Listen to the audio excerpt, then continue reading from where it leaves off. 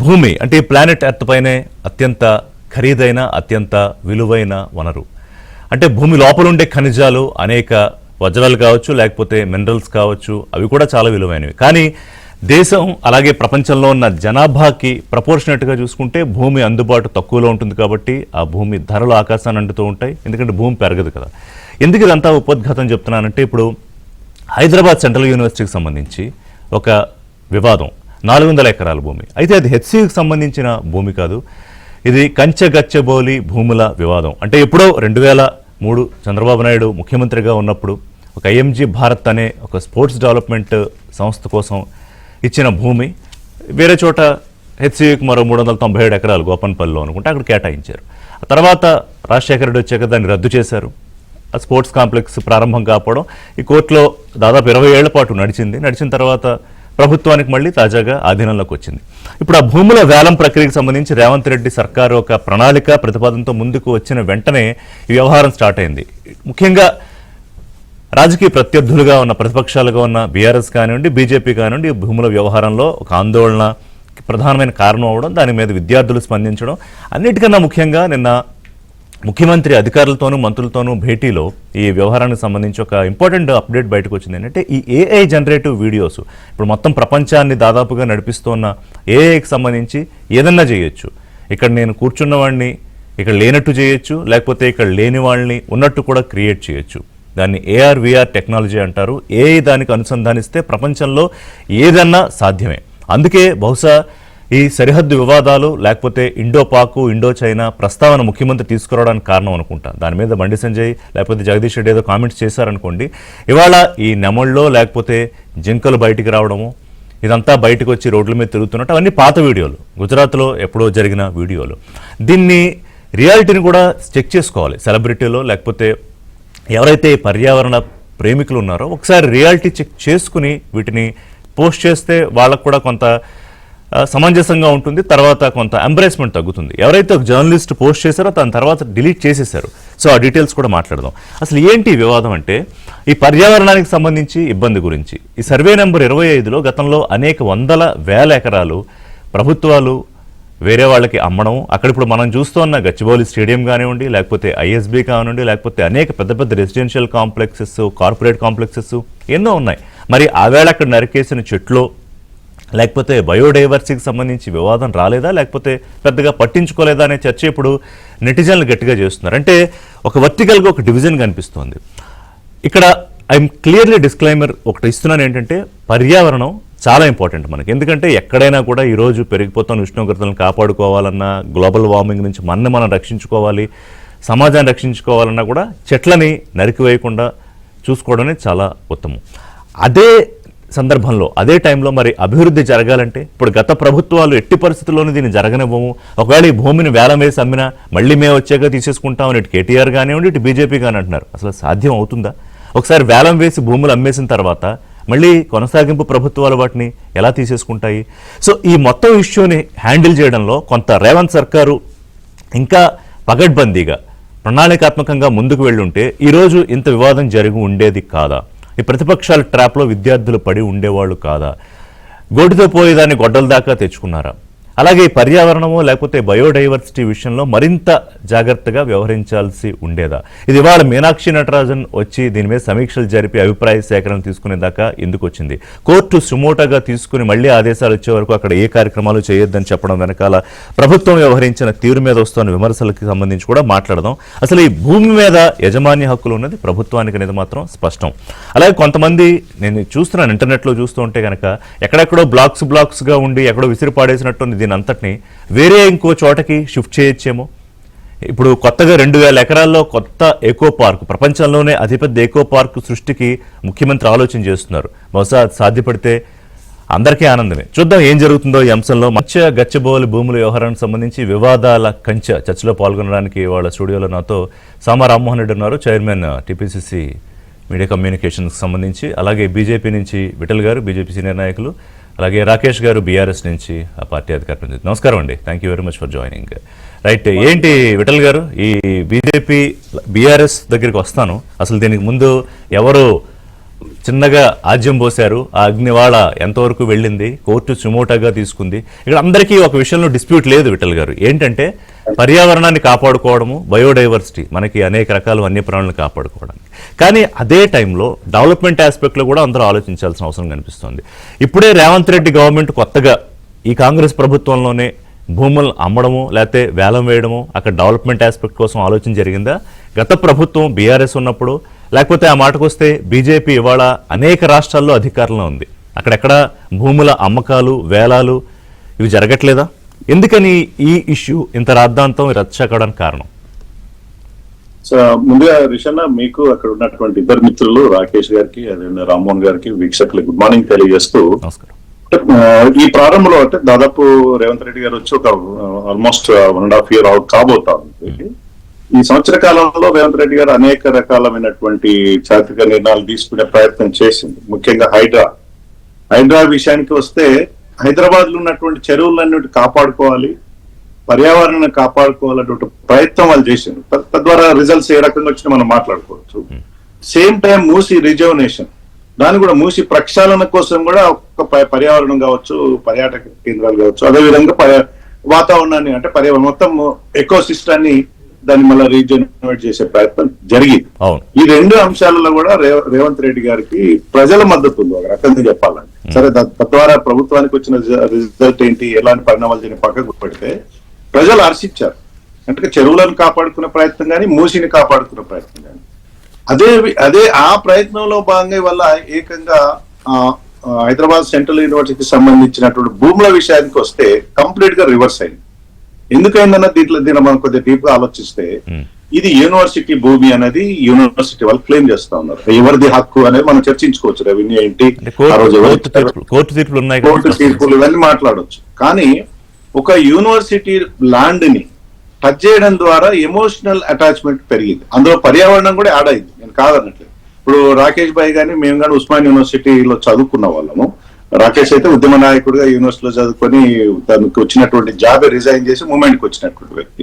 నేనేమంటున్నంటే, యూనివర్సిటీని ఎవరైతే టచ్ చేస్తే చాలా అది ఒక ఎమోషనల్ అటాచ్మెంట్ ఉంటుంది. మనం చిన్నప్పుడు హై స్కూల్లో చదివితే హై స్కూల్ కూలగొడితే, హై స్కూల్ గ్రౌండ్ లో ఎవరైనా కబ్జా పెడితే మనం ఎట్లయితే ఎమోషనల్ అటాచ్మెంట్ ఉంటుందో, యూనివర్సిటీకి సంబంధించి కూడా ఎమోషనల్ అటాచ్మెంట్ అట్లా ఉంటుంది. అంటే ఇందులో వివాదం అసలు రావడానికి ప్రధాన కారణం ఎమోషన్.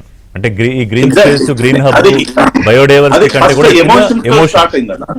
ఎమోషన్స్ తో స్టార్ట్ అయ్యి తర్వాత అది గ్రీన్, పర్యావరణం ఇవన్నీ చర్చలు జరిగినాయి. వివాదానికి యూనివర్సిటీ విషయానికి వస్తే ఒక స్పష్టంగా చాలా సార్లు మాట్లాడుకున్నాం మనం.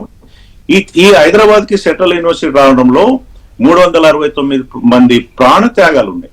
1969లో 69 వచ్చి ఉద్యమం, తద్వారా 6 సూత్రాలు ముల్కీ రూల్స్ రద్దు కావడం, 6 సూత్రాలు రావడం, జయాంధ్ర ఉద్యమం రావడం, తద్వారా ఇందిరాగాంధీ తెలంగాణ ఇవ్వను మీకు ఏం కావాల్సిన సేఫ్ గార్డ్స్ ఇస్తానని చెప్పి ఆ సేఫ్ గార్డ్స్ లో భాగంగా హైదరాబాద్ సెంట్రల్ యూనివర్సిటీ వచ్చింది. ఈ సెంట్రల్ యూనివర్సిటీకి ఆ రోజులో 2300 ఎకరాల భూమి ఇచ్చింది. ఒక అలినేషన్ జీవో ఇచ్చింది కానీ దానికి రిజిస్ట్రేషన్ చేయలేదు. ఆ ల్యాండ్ ని ఈ రోజు వరకు కూడా రిజిస్ట్రేషన్ లేదు. ఆ రిజిస్ట్రేషన్ కారణంగానే రిజిస్ట్రేషన్ చేయలేదు కాబట్టి అది ప్రభుత్వం మాది అంటుంది. అలినేషన్ వచ్చిన ప్రమాదం కానీ ఇబ్బంది కానీ లేదు మనకు తెలుసు. కానీ ఇక్కడ ఓన్లీ ఏంటంటే ఈ 400 ఎకరాల భూమి విషయంలో ఏదైతే జరుగుతుందో, నేను ముందుగా చెప్పినట్టు అక్కడ డిస్టర్బ్ అవుతున్న ఎకో స్పేస్ ఒకటి, గ్రీన్ స్పేస్ సంబంధించి 2 బయోడైవర్సిటీ. కానీ విద్యార్థులు ఇంత పెద్ద ఎత్తున ఆందోళన చేయడానికి ప్రధానంగా మీరు అంటే బీజేపీ, బీఆర్ఎస్ మీకన్నా ముందు ఒక అడుగు బీఆర్ఎస్ వేసింది. సో ఇందులో ఎమోషన్ అనే పాయింట్ నేను ఒప్పుకుంటా. కానీ అట్ ది సేమ్ టైం ఈ ఫేక్ వీడియోలు వస్తా విఠల్ గారు మీ దగ్గరికి. రాకేష్ గారు, ఈ ఫేక్ వీడియోల వ్యవహారం అంటే జింకలు, నెమళ్ళు, ఇతర జంతువులు వేటైనా సృష్టించవచ్చు. నేను ఇందాక ఇంటర్వ్యూలో చెప్పినట్టు అక్కడ కూర్చున్నారు, మిమ్మల్ని లేనట్టు చేసే చేయలో, లేకపోతే ఇంకోళ్ళని ఎవరినో మార్చేయచ్చు, రకరకాల వ్యవహారాలు చేయొచ్చు. నిన్న దీని మీదే ముఖ్యమంత్రి సీరియస్ గా ఒక సమావేశం నిర్వహించారు. అది ఎంతవరకు కరెక్ట్? ఇప్పుడు రిచ్ బయోడైవర్సిటీ మనం కాపాడుకోవాలి, ఇవన్నిట్లోనే ఎవరికి అంబిగ్విటీ లేదు. There is no second thought at all. దాన్ని ఎలా చేయొచ్చో ఆలోచించాలి. కానీ బదనాం చేయడానికి కోసమని, ఒక రాజకీయంగా ఒక మైలేజ్ పొందడం కోసమని మిస్ ప్రాపగాండా చేయడం కరెక్టా రాకేష్ గారు?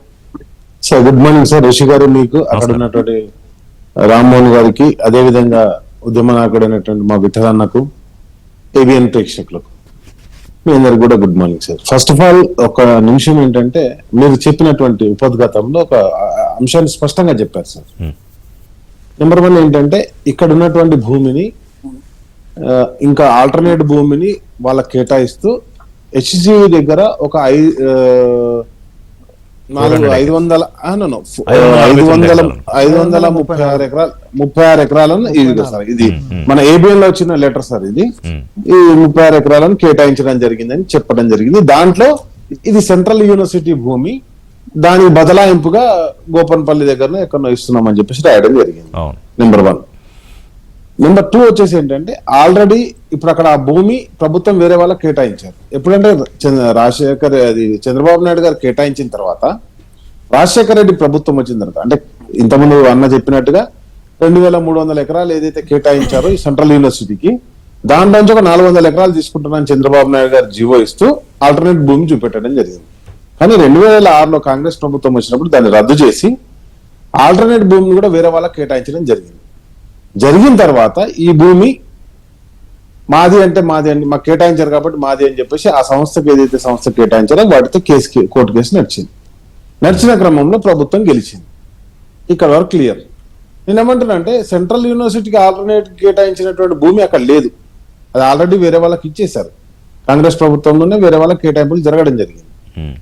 కాబట్టి నేను ఏమంటున్నా అంటే ఈ భూమి వాళ్ళదే అని చెప్పేసి స్పష్టంగా మనకు ఆ లెటర్ లో సెంట్రల్ యూనివర్సిటీకి సంబంధించినటువంటి భూమిని అని చెప్పేసి దానిలో స్పష్టంగా మీకు రాయడం జరిగింది. అది డేట్ వచ్చేసి రామ్మోహన్ దగ్గర కూడా ఉండుంటది ఆ డాక్యుమెంట్. సర్వే నెంబర్ వచ్చేసి 5763/CC1 ఏప్రిల్ లో వచ్చిన తీర్పు కన్నా ముందు జరిగింది ఇది. ఎస్ సార్, అంటే 31/1/2004 లో జరిగింది ఏదైతే అగ్రిమెంట్ జరిగింది. చాలా కొనసాగింపు జరిగింది కోర్టు నడిచింది సుమారు 19-20 ఏళ్ళు. లేదు సార్, కానీ నేను ఏమంటాను 2006లో కేసు ఫైల్ చేస్తే 2025లో దాని తీర్పు రావడం జరిగింది. అంటే దాని మీనింగ్ ఏంటి?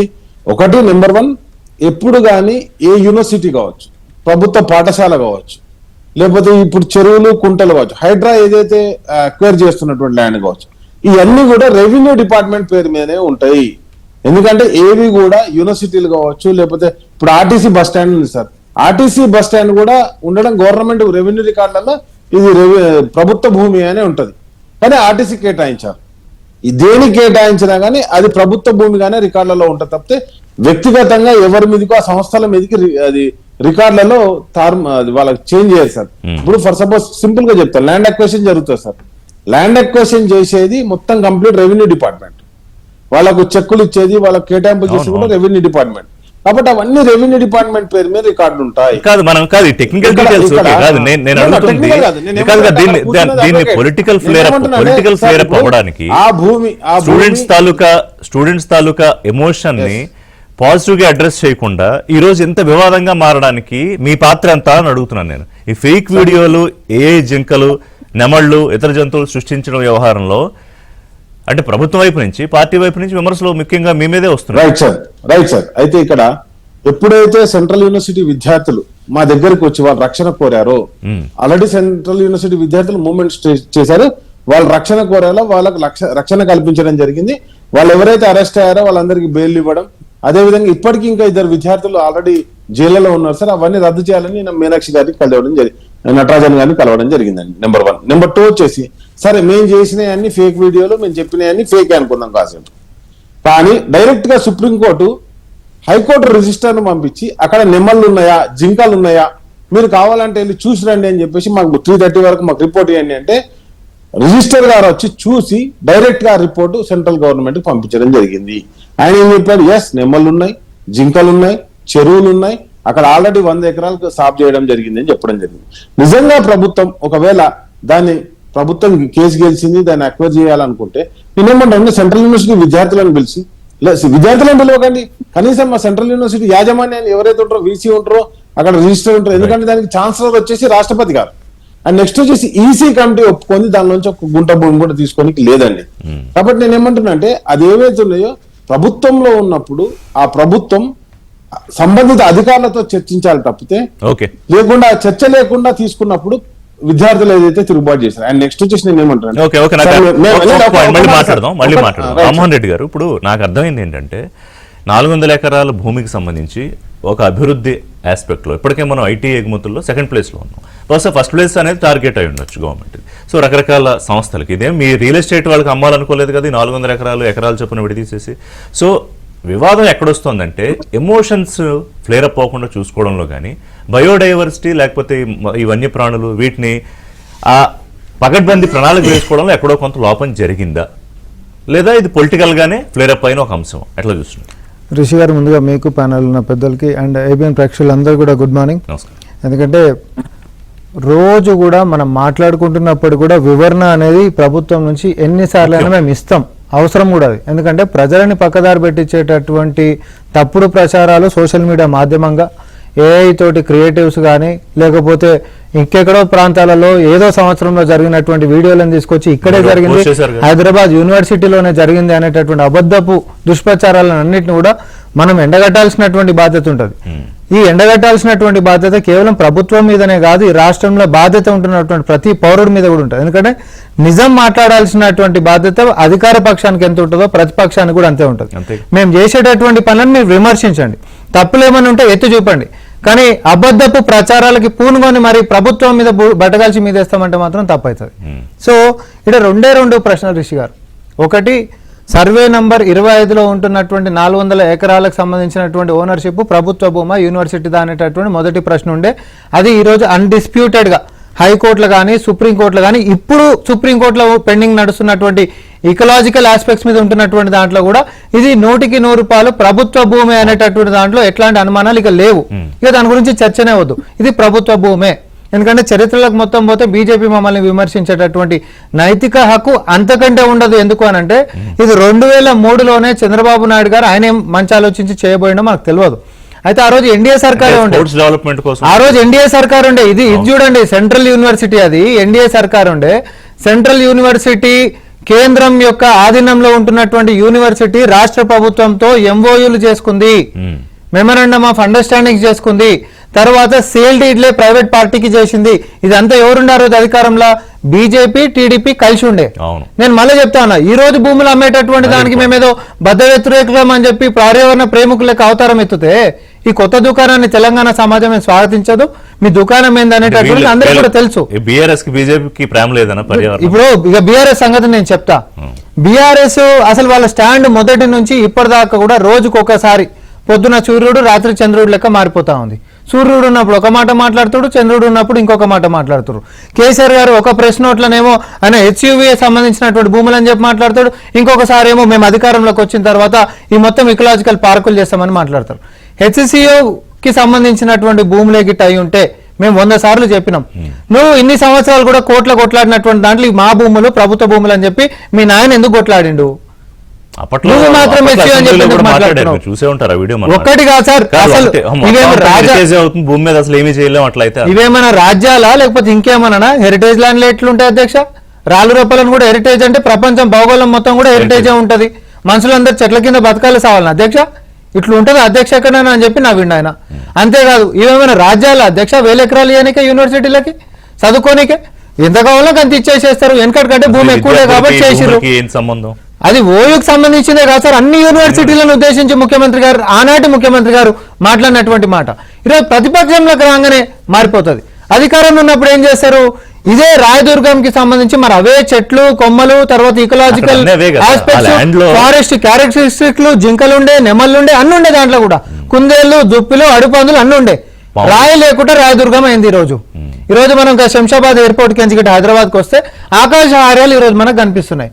రిషి గారి పట్టుమని ఒక 7-8 సంవత్సరాల క్రితం మరి ఈ రోజు 400 ఎకరాలు సర్వే నెంబర్ 25లో కంచకచ్చిపౌలిలో నేచర్ ఆఫ్ ల్యాండ్ ఎట్లయితుందో గతంలో ఇవన్నీ కూడా అట్లనే ఉండే కదా.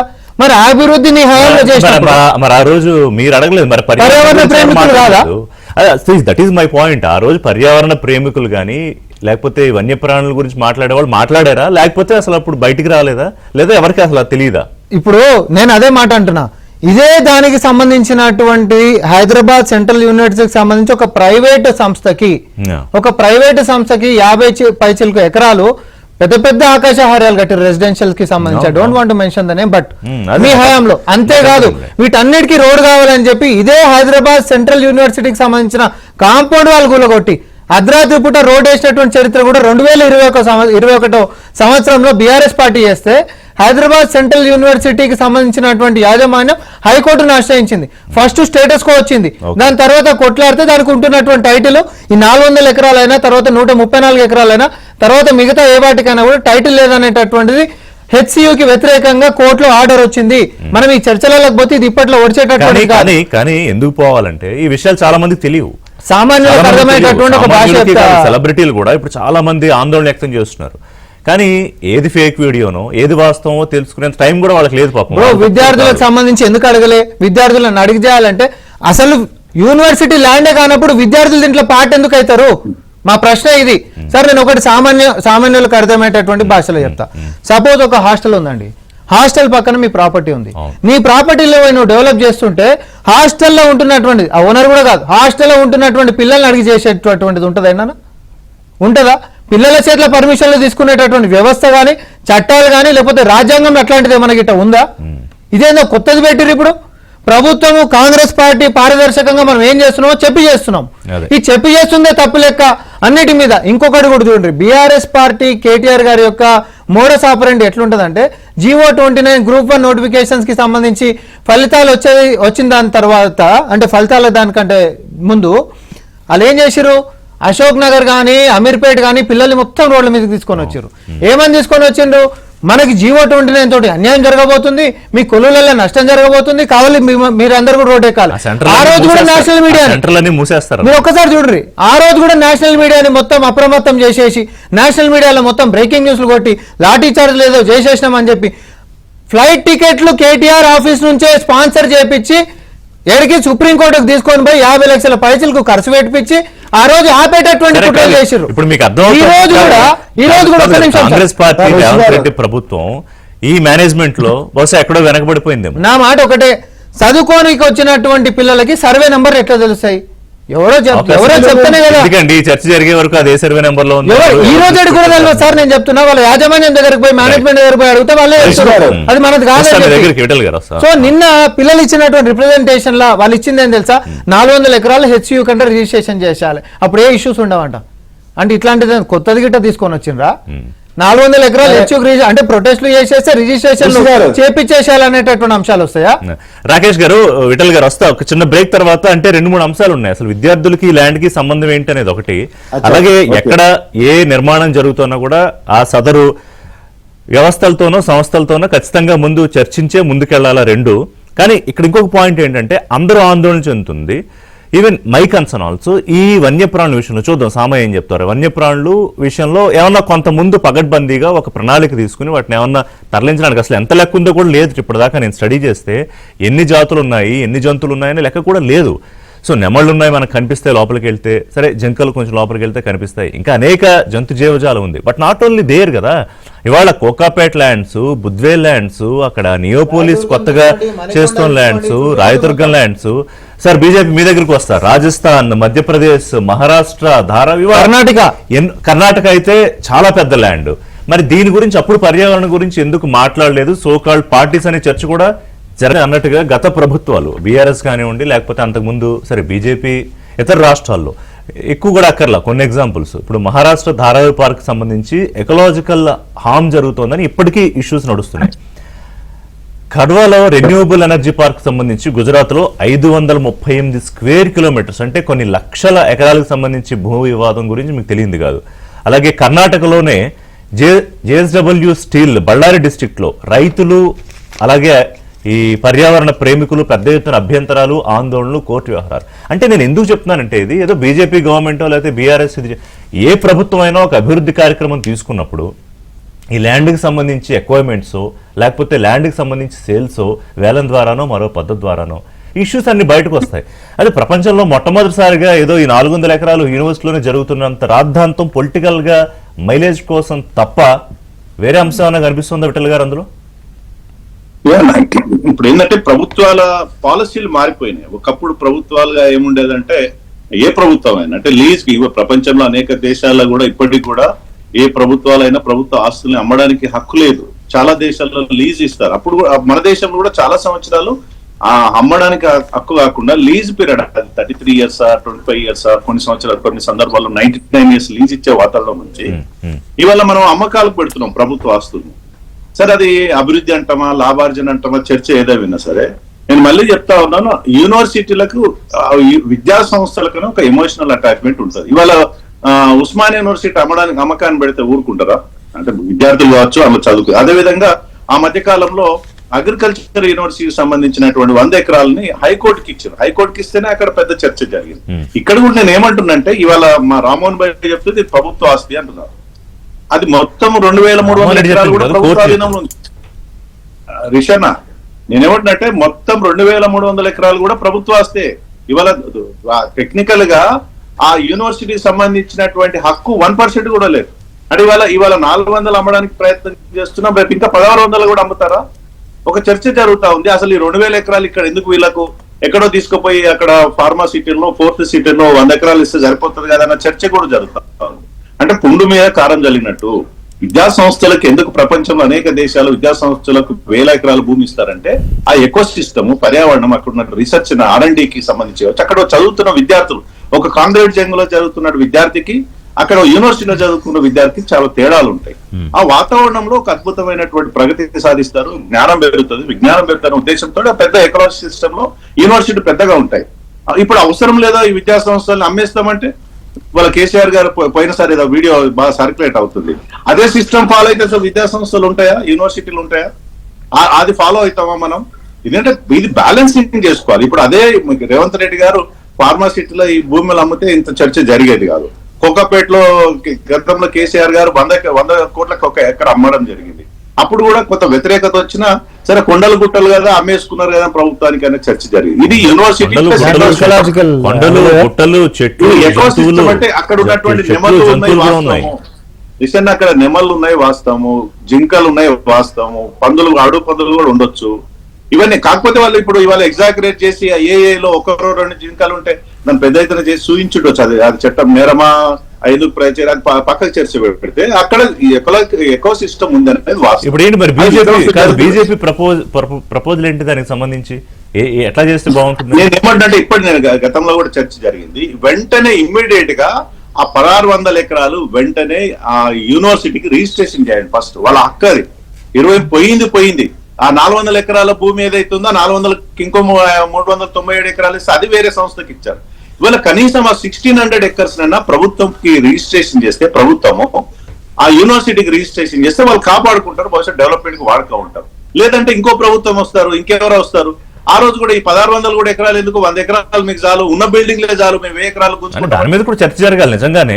కాదు 1600 ఎకరాలు 2000 ఇవాళ మల్లురావు గారు యూనివర్సిటీకి అవసరమా కాదా చర్చ కూడా జరగాలి. విఠల్ గారు, రీసెంట్ మల్లురావు గారు ఎక్కడ మాట్లాడి 2000 ఎకరాలు ఎందుకు మీరు ఎకో పార్క్ చేస్తాం, 2000 యూనివర్సిటీని తరలిస్తామంటే పుండు మీద కారం జరిగినట్టు. ఇవాళ ఒకప్పుడు యూనివర్సిటీలు చాలా దూరం ఉండే హైదరాబాద్ కి. ఇప్పుడు సెంట్రల్ యూనివర్సిటీ మెహందీపట్నం నుంచి దూరం ఉంది. ఉస్మానియా యూనివర్సిటీ నిజాం పీరియడ్ లో అది ఒక ప్రాంతం, రూరల్ ఏరియా.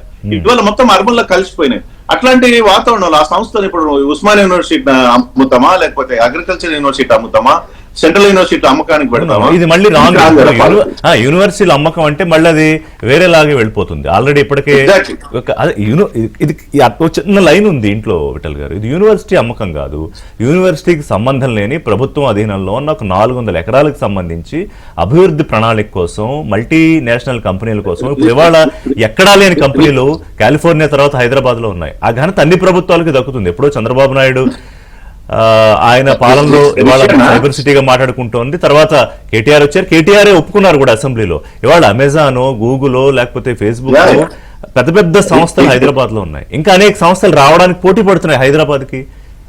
మరి ఆ ఆస్పెక్ట్ ఇప్పుడు వాళ్ళు అడుగుతారు, కాదు పర్టికులర్ ఏరియాలో, పర్టికులర్ ఈ జోన్స్ లో మాకు ల్యాండ్స్ కావాలని వాళ్ళు అడుగుతారు. కొన్ని కంపెనీలు అక్కడైతేనే వస్తాయి, కొన్ని కంపెనీలు లేకపోతే రావు.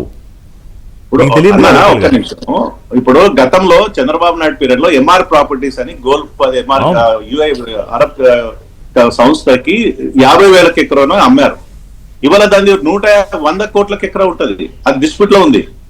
ఇది కూడా అంత ముందు ఇప్పుడు ఆ బిల్లిరావుకి ఇచ్చినటువంటి ఆ రోజులో 50,000 ఎకరం ఉందో, అంతకన్నా తక్కువ ఉందో 400 ఎకరాలు. సో దాని వాల్యూ అట్లా పెరిగింది కాబట్టి బట్ డెఫినెట్ గా అభివృద్ధి అనేది కావాలి, అభివృద్ధికి భూమి కావాలి. నేను ఆ చర్చ డెఫినెట్ జరగాలి, నేను అనట్లేదు, కావట్లేదు. కానీ ఇప్పుడు యూనివర్సిటీకి ఇవ్వాల్సిన హక్కు, నేను మళ్ళీ చెప్తున్నా, 1600 ఎకరాల భూమి కూడా యూనివర్సిటీకి కాదు. ఏం రెస్పాండ్ అవుతారు దాని మీద? రాకేష్ గారు నాకు కేటీఆర్ గారు చెప్పిన దాంట్లో నాకు అర్థం కాదు, టెక్నికల్ గా మరి పాసిబిలిటీ ఉందో లేదో మీరు చెప్పండి. ఒకసారి మనం భూమి అమ్మేసిన తర్వాత ప్రభుత్వం వేలం పెట్టో లేకపోతే ఇంకో రకంగానో రియల్ ఎస్టేట్ సంస్థలకి, ఐఎమ్ క్లియర్లీ మెన్షనింగ్ హియర్, ఎకరం 60 కోట్లు 50 కోట్లు 100 కోట్లు వేలం పడబెట్టేసి నేషనల్ స్థాయిలో చర్చ జరిగాక ఇప్పుడు ఇవాళ మళ్ళీ రేవంత్ రెడ్డి ప్రభుత్వం ఆ భూమిని వెనక్కి తీసుకుంటానంటే కుదురుతుందా? మరి కేటీఆర్ అలాగే నిన్న బీజేపీ నాయకులు కూడా అంటున్నారు, అలాగే కృష్ణయ్య కూడా అన్నారు బీజేపీ అధికారంలోకి వస్తే వెనక్కి తీసుకుంటామని. ఎలా సాధ్యం అవుతుందండి టెక్నికల్గా?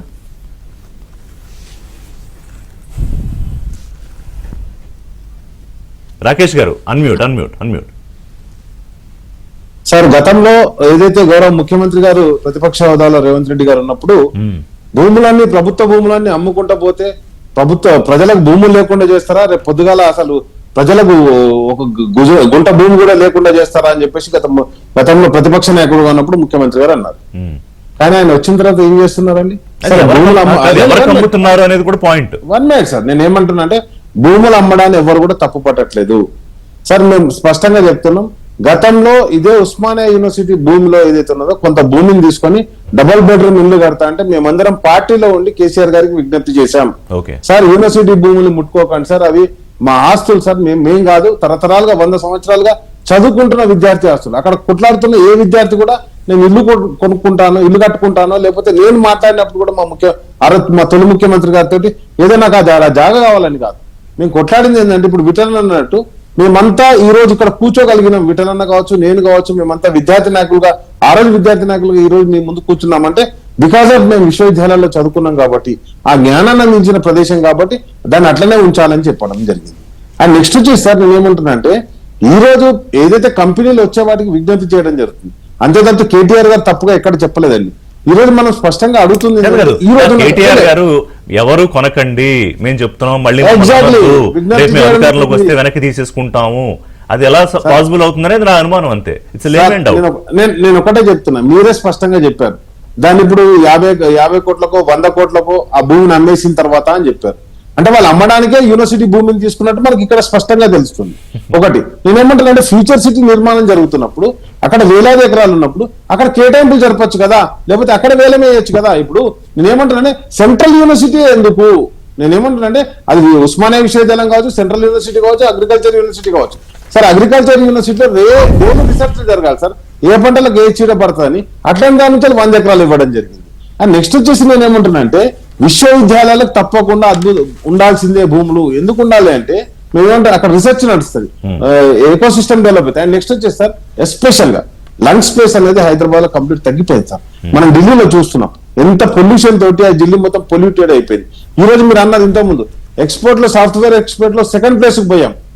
సెకండ్ ప్లేస్ పోయాం, రేపు ఫస్ట్ ప్లేస్ కూడా పోవాలి. పార్టీలు ఎవరున్నారు కదా, తెలంగాణ బిడ్డగా మనం అందరం కోలుకోవాల్సింది తెలంగాణ అభివృద్ధి చెందాలి. అభివృద్ధి చెందే క్రమంలో అదే విధంగా వాతావరణం కూడా సమతుల్యంగా ఉండాలి. ఆ వాతావరణం ఇప్పుడు నాకు గుర్తొచ్చింది, గతంలో కేబీఆర్ పార్క్ వివాదం. కేటీఆర్ గారు స్పష్టంగా చెప్పారు, కేబీఆర్ పార్క్ మీద నుంచి బ్రిడ్జిలు కడతామంటే, అంటే ఫ్లైఓవర్స్ కడతామంటే వెంటనే అక్కడ ఉన్నటువంటి ఎన్విరాన్మెంట్ ప్రేమికులందరూ కూడా వ్యతిరేకిస్తే వెంటనే దాని నుంచి విత్డ్రా కావడం జరిగింది. నేనేమంటున్నానంటే ఒక అడుగు ప్రజల కోరిక మేరకు దాన్ని వెనక్కి తీసుకోవడం ఏదో మనం అధికారం కోల్పోయినట్టు కాదు సార్, ఆ ప్రజల విజ్ఞప్తిని మనం మన్నించినట్టు అవుతుంది. కాబట్టి నేనేమంటున్నానంటే ఈ రోజు ఉన్నటువంటి గౌరవ ముఖ్యమంత్రి గారు కూడా విజ్ఞప్తి ఏంటంటే, మీరు తప్పకుండా అభివృద్ధి చేయడానికి ఎక్కడో కాడ ప్రభుత్వ భూములు వేలం వేయాల్సిందే, వేయద్దని నేను చెప్పట్లేదు. కానీ విశ్వవిద్యాలయాలను కాపాడండి, అదే విధంగా లంగ్ స్పేస్ ను కాపాడండి. మీరు ఎక్కడ కొత్త నిర్మాణాలు చేసినా అక్కడ కొంత లంగ్ స్పేస్ పెట్టండి. తద్వారా తెలంగాణ, హైదరాబాద్ ను కాపాడిన వాళ్ళం అవుతాం. సార్, నేను ఏమంటున్నా అంటే ఇప్పుడు ఏదో రాజకీయ వివాదాలు అని కాదు, మేమేమంటున్నా హెచ్సి విద్యార్థులు వచ్చినప్పుడే తప్పకుండా ఎమోషన్ బాండింగ్ ఉంటుంది. అండ్ నెక్స్ట్ వచ్చేసి కేటీఆర్ గారు ఇప్పుడు రాజకీయ వివాదం గురించి కాదని, కానీ ఇది అతిపెద్ద రాజకీయ వివాదం అయింది ఎవరి వల్ల అనేది ఇప్పుడు కాదు కదా. ఇప్పుడు ఇవాళ కేటీఆర్ గారు భూములు కొనొద్దని ఒకటి, తర్వాత తాజాగా మళ్ళీ లెటరు, ఇప్పుడు విద్యార్థులు కొంత కోర్టు తీర్పు తర్వాత కొంత సబ్సైడ్ అయింది, అక్కడ మళ్ళీ కేటీఆర్ గారు లెటర్ రాశారు, ఎట్టి పరిస్థితుల్లోనూ మేము కలిసి దీన్ని కాపాడుకుందామని. ఎలాగో ఏం చేయడానికి లేదు, ఎందుకంటే తదుపరి ఆదేశాలు వచ్చే వరకు స్టాటస్ Supreme మెయింటైన్ Court- చేయాల్సిందే. సో అప్పుడు మళ్ళీ ఈ ఫ్లేర్ అప్ అవడానికి ఒక ప్రయత్నం పొలిటికల్ గా జరగట్లేదా రాకేష్ రెడ్డి గారు? ఇప్పుడు సార్, మీరు నేను చెప్పినంత ఏమంటున్నా- సున్నితంగా బయట వ్యవహారం లేదు. నో సార్, నేను ఏమంటున్నా అంటే ఈ రోజు కేటీఆర్ గారు స్పష్టంగా చెప్పడం జరిగింది, ఆ భూములు విశ్వవిద్యాలయానికి సంబంధించిన ఏకో పార్క్ డెవలప్ చేస్తాం మేము అక్కడ అని చెప్పడం. అదే కాంగ్రెస్ పార్టీని చేయమంటారు అడుగుతున్నాం సార్. మరి అదే మాట్లాడతాను. ఇప్పుడు 2000 ఎకరాల ఎకో పార్క్ అంటే ప్రపంచంలో అత్యంత ఎకో పార్క్ సింగపూర్ తరహాలో మరో తరహాలో ఒక ప్రణాళిక గురించి కూడా ఆలోచిస్తున్నారు. దాని గురించి బ్రేక్ తర్వాత సామారామ్మని ఏం చెప్తారో చూద్దాం. అలాగే మీరు ఇందాక విఠల్ గారు అడిగిన ప్రశ్నకు కూడా ఒకటి ఎమోషన్స్, తర్వాత ఇన్ని ఖచ్చితంగా 100 ఎకరాలు ఉండాల్సిందే యూనివర్సిటీస్కి అనే దాని మీద అనుకున్నట్టు ఆ ఎమోషన్స్ గురించి ఒకటి. రెండోది యూనివర్సిటీలకి ఇన్ని 100,000 ఎకరాలు ఉండాల్సిందే.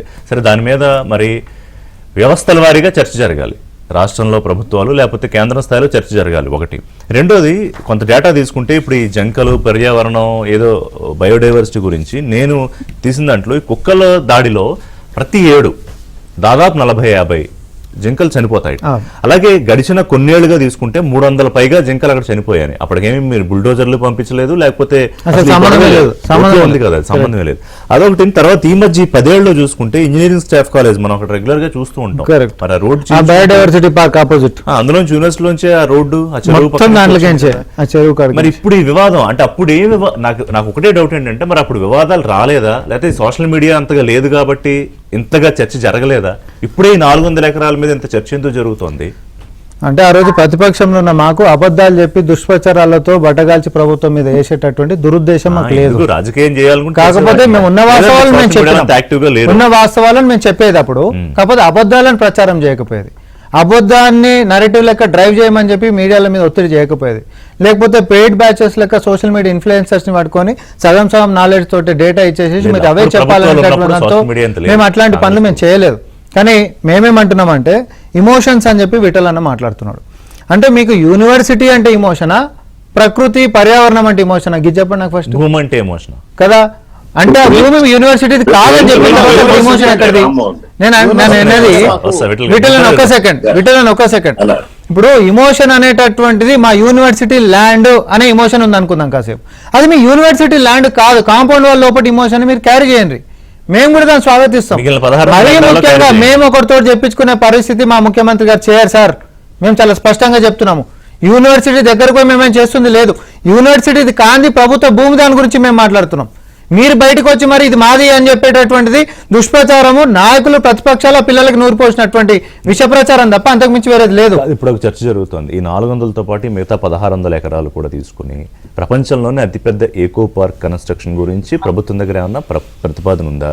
సో దట్ యూనివర్సిటీ వేరే చోటకి ఏమన్నా షిఫ్ట్ చేసే ఆలోచన ఉందా? లేదంటే ఇంత పెద్ద చర్చ ఎందుకు జరుగుతుంది ఇంటర్నెట్లో?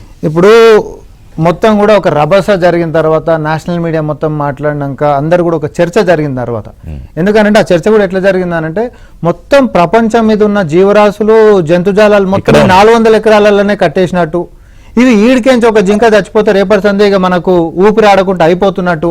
సార్, నేను కూడా ప్రకృతి పర్యావరణ ప్రేమికుడిని, నేను చెప్తా ఉన్నా, జంతువులకు ఎవరికి కూడా, జంతువులకి కానీ లేకపోతే పర్యావరణం కానీ నష్టం జరగొద్దని కోరుకునేటటువంటి వాడిని. కానీ నేను అడుగుతున్న దానికి ఒక సొల్యూషన్ నాకు చెప్పండి.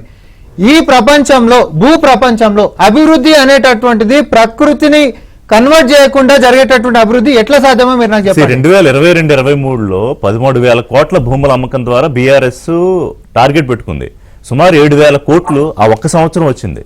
అంటే మొత్తం 10 ఏళ్లలో దాదాపు కొన్ని వేల కోట్లు ఈ భూమి ద్వారా ఖజానాలకు వచ్చింది. మొన్న పార్లమెంట్ సెషన్ లో sir, national land monetisation corporation అంటే ఏం చేసేది ఇది అని అంటే ప్రభుత్వ భూములను అమ్మకం పెట్టేటటువంటిది. ఇది మొత్తం కేవలం ప్రభుత్వ భూములను అమ్మకం పెట్టేటటువంటిది. ఈ రోజు మరి ఇక్కడ ఉండేటటువంటి ప్రకృతి పర్యావరణ ప్రేమికులు వేలాది కొద్ది స్క్వేర్ కిలోమీటర్ల యొక్క అటవీ ప్రాంతాలు కానీ, లేకపోతే wildlife sanctuaries, reserved forest areas ఇక్కడనన్నా ఉందో లేదో అనేటటువంటి డిబేట్ ఉంది. అక్కడ ఖచ్చితంగా ఉంది అని అధికారం ముద్ర కొట్టినటువంటిది, ప్రభుత్వం గుర్తించినటువంటిది, దాన్ని కాపాడాల్సిందే అని చట్టాలు ఉంటున్నటువంటి దాన్ని కూడా తుంగలు పొడుస్తున్నటువంటి దాన్ని మాత్రం ఎవరు మాట్లాడకపోతే, అంటే సెలెక్టివ్ అవుట్రేజ్ అనేటటువంటిది ఎందుకు ఇక్కడనే జరుగుతుంది? ఎందుకు అని అంటే దీన్ని అబద్ధాలు చెప్పి ఎట్టి పరిస్థితులలో ఖరాబ్ చేసేటటువంటి దురుద్దేశంతో ప్రతిపక్షాలు పోతున్నాయి కాబట్టి పిల్లలకి లేనిపోని మొత్తం నూరి పోసి వాళ్ళ రోడ్ల మీదకి తీసుకొని వచ్చారు కాబట్టి ఇది మొదటిసారి వీళ్ళకుంటున్నటువంటి చరిత్ర కాదు బీఆర్ఎస్ కి కానీ లేకపోతే బీజేపీ వాళ్ళు సక్సెస్ అయ్యారా? ఇప్పుడు నేను ఇంకోటి అంటున్నా, నా క్వశ్చన్ బీజేపీకి స్ట్రైట్, నా క్వశ్చన్ బీజేపీకి ఫస్ట్ ఒకటి స్ట్రైట్. జీవరాశులు అనేటటువంటిది కేవలం ఈ 15 సంవత్సరాలనే ఆడ అడవి పుట్టి తర్వాత జంతువులు వచ్చింది కాదు కదా. 15-16 సంవత్సరాల కంటే ముందు ఇప్పుడు మీదే ఒక ల్యాండ్, మీ ఇల్లు ఉందనుకోండి, ఆ వెనకాల లేకపోతే నా ఇల్లు ఉందనుకోండి, కొంచెం ప్లేస్ వదిలేస్తే అక్కడ మొక్కలు పెరుగుతాయి, కొన్నాళ్ళు అయితే మానులు అవుతాయి. 100%. ఇప్పుడు ఒక 20 సంవత్సరాలు పడవ పెట్టినాం అనుకోండి, మనకు ఉంటున్నటువంటి పొలం కూడా వద్దు సార్, ఒక మ్యాంగో గార్డెన్, ఒక మామిడి తోట మనకు ఉంది, పైకెంచి ఏరియల్ వ్యూ అంటారు కదా వీళ్ళు పదే ఏరియల్ వ్యూ అనేటటువంటిది పరిగణనలోకి తీసుకోవద్దు అనేటటువంటి అంశం పోడు పట్టాల విషయంలో ఈ ప్రభుత్వమే కూడా నిర్ణయం తీసుకుంది. మేము ఒకటే అంట, పైకెంచి ఏరియల్ వ్యూ గ్రీన్ కనిపించినంత మాత్రాన్ని ఇక్కడ జీవరాశులు ఉన్నాయి, తర్వాత దీన్ని ప్రకృతి కిందకే చేసి అడవి కిందకి చేయాలనంటే ఇది ఇంకొంచెం ప్రమాదం పెంచుంది. కొంచెం గుబురుగా ఉంటే 2 పాములు చేరతాయి, ఉంటాయి జంతువులు, అలా అని వాటిని చంపేయాలా, కాపాడుకోవాలి, దానికి ఏదో చర్చ జరగాలి. ఇప్పుడు విఠల్ గారు ఒక లేఖ రాస్తారు కేంద్ర మంత్రి కిషన్ రెడ్డి గారు, ఒక పాయింట్ యాడ్ చేస్తా. ఇప్పుడు మాకు ఒక నీతి, యూనివర్సిటీకి ఒక నీతి ఉండదు కదా. వాళ్ళు ఏమంటారు, పర్యావరణము జింకలు ఇవన్నీ కూడా బాగుండాలని చెప్పి అంటారు కదా. మరి ఈడ బాగుండాలని అంటే విద్యార్థులు ఏమంటారు, అక్కడ లోపల ఎడ్యుకేషనల్ పర్పసెస్ కోసం మాత్రమే ఉండాలి అంటారు. అంటే మరి పర్యావరణం మీద, ఫ్లోరా అండ్ ఫానా మీద, లేకపోతే వైల్డ్ లైఫ్ మీద మీకు ప్రేమ ఉంటే మరి next institute infrastructural development inside the premises కూడా ఉండదు కదా. మరి దానికి మీరు మీ యొక్క అధిష్టానం మీద, కేంద్రం మీద ఒత్తిడి చేసి తీర్మానం చేయించండి. దాదాపు 5,000 మంది పైగా స్టూడెంట్స్ ఉన్నారు, అది ఇంకా 1000 ఎకరాలు ఉన్నాయి కదా. అక్కడ బిల్డింగ్ కట్టేటప్పుడు కూడా అక్కడ అన్ని నష్టం పోయినాయి కదా. ఇవాళ కిషన్ రెడ్డి లేఖ రాశారు తెలంగాణ ముఖ్యమంత్రికి, ఏది సహకరించండి, మాకు భూములు సుమారు 1600 ఎకరాలు కావాలి, ఏవైతే నేషనల్ రోడ్స్ కానివ్వండి వీటన్నిటికి సంబంధించి. ఇప్పుడు ఆ భూమి కేటాయింపులకు సంబంధించి కొన్ని ఏరియాస్ ఉన్నాయి, స్పెసిఫిక్ గా డీటెయిల్స్ లోకి వెళ్ళట్లే, టైం లేదు. అక్కడ విపరీతంగా ఈ చెట్లు ఉన్నాయి, అలాగే జంతువులు ఉన్నాయి, వాటర్ బాడీస్ ఉన్నాయి. మరి అది ఇవ్వాలి కదా ప్రభుత్వం, ఇవ్వమని కేంద్ర ప్రభుత్వం అడుగుతోంది, మరి దాన్ని ఎట్లా చేద్దాం? ఒకటేనా, ఇప్పుడు హెచ్యులో ఆ పాయింట్ వచ్చే ముందు ఎస్యూలో నిరసన జరిపే వాళ్ళు ఎన్ఎస్యు, ఎవరిది ఎన్ఎస్యు? కాంగ్రెస్ పార్టీదే, ఏబీపీ అఫ్ కోర్స్ బీజేపీది అనుకుందాం, అట్లనే బీఆర్ఎస్ సంబంధించిన టీఆర్ఎస్, అన్ని రాజకీయ పార్టీలు అనుబంధంగా ఉన్నటువంటి విద్యార్థి సంస్థలు, విద్యార్థి సంఘాల నాయకులు ఇవాళ నిరసన జరుపుతున్నారు, ఆందోళన చేస్తున్నారు. పార్టీల పర్యావరణ ప్రేమ అంటారు. ఎగ్జాక్ట్. నేను అనేది ఇప్పుడు నేను కాంగ్రెస్ పార్టీ కూడా పర్యావరణకు వ్యతిరేకంగా ఉంటుందని నేను అనుకోను. కాకపోతే ఏంటంటే ఇక్కడ ఇప్పుడు రోడ్లకి అభివృద్ధి కోసం రోడ్లకి ల్యాండ్ అక్విజిషన్ చేయడం వేరు, ప్రాజెక్టులకి ల్యాండ్ అక్విజిషన్ చేయడం హైదరాబాద్. ఒక నిమిషం, ఇప్పుడు ఇన్ఫ్రాస్ట్రక్చర్ కోసం ల్యాండ్ అక్విజిషన్, ఇవాళ పెద్ద పెద్ద కంపెనీలు వచ్చి హైదరాబాద్ తాలూకా బ్రాండ్ మరింత పెరిగి బెంగళూరుని అతి కొద్ది సమీపంలో, మనకు జస్ట్ లెస్ దాన్ 1% ఉన్నాం ఐటీ ఎక్స్పోర్ట్స్ లో. ఎలా డిఫరెన్స్ ఉంటుంది విఠల్ గారు? నేను విషయాన్ని అదే చెప్తా ఉన్నాను. మనకు హెచ్ఎండి అనేది ఒక చట్టం ఉంది, అర్బన్ హైదరాబాద్ మెట్రోపాలిటన్ జిహెచ్ఎంసీ అని ఒక చట్టం ఉంది మనకి. దీని పరిధిలో మనకి ఏముంటదంటే 45% ఓపెన్ ల్యాండ్ ఇట్స్ పెట్టాలి. అది ల్యాండ్స్కేప్ కావచ్చు, వాట్ ఎవర్ ఇట్ మే కావచ్చు, landscape what ever it may. అది ఎందుకు ఆ రూల్ పెట్టాము అంటే 55% కాంక్రీట్ జంగల్ అంటే కన్స్ట్రక్షన్ పర్మిషన్ ఇచ్చి మిగతా ఓపెన్ ప్లేస్ నిజంగా వాళ్ళు హెచ్ఎండి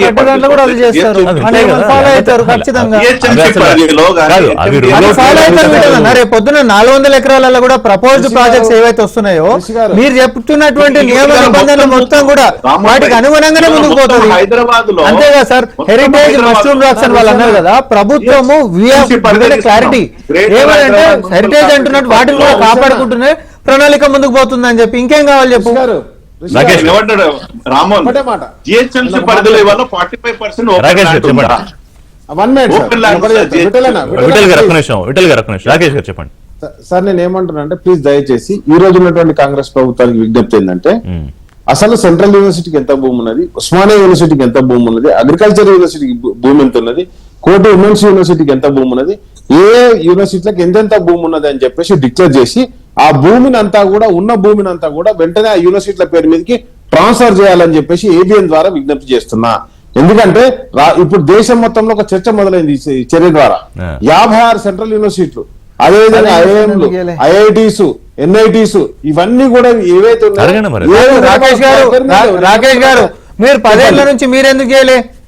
లేదు, ఇప్పుడు ప్రాబ్లం వచ్చింది కాబట్టి కదా. అప్పుడు కూడా ప్రాబ్లం వచ్చింది. 2021 గోడవలో కాంపౌండ్ వాళ్ళు కూలగొట్టి మరి అర్ధరాత్రి పూట రోడ్లు వేసిరు మీరు. విన్నారు కదా, నేను ఒకటే అంటున్నా, గురుబక్ష్ సింగ్ గారు ఆ రోజు ప్రొఫెసర్ గారు మొత్తం కాంపౌండ్ లో ఉందా ఆ భూమి అంటే engineering staff college of India, engineering staff college of India biodiversity park opposite ఉంటుంది కదా, మొత్తం పదలజీలు కూడా దాని లోపలికి కదా మొత్తం అభివృద్ధి చేసిరు మీరు.